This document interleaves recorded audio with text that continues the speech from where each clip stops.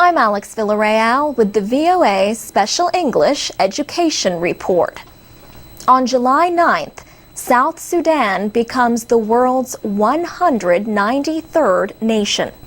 In January, almost 99% of voters chose independence from the North.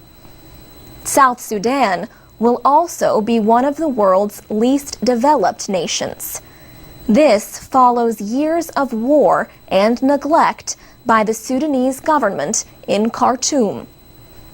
South Sudan is about the size of France, yet it has only 50 kilometers of good roads and almost no public electrical power or other basic systems. Illiteracy rates are high.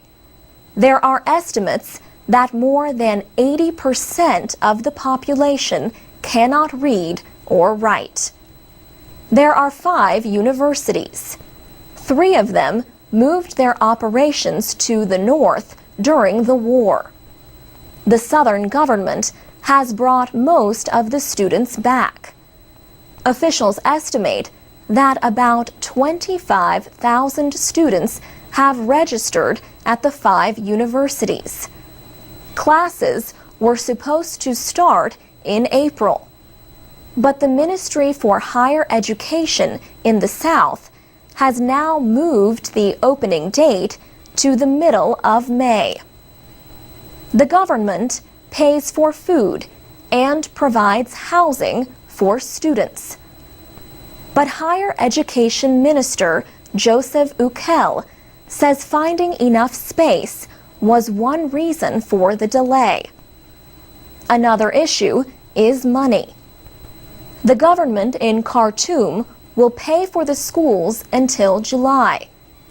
Mr. Ukel says the southern government's proposed budget for this year does not include any money for the universities. Then there is the problem of teachers. Almost 75% of the lecturers are from the north. They are not likely to travel to the south to continue teaching for their schools. Mr. Ukel says his ministry has asked southern Sudanese teachers outside the country to return. William Deng heads a commission supervising the return of 90,000 former fighters to civilian life.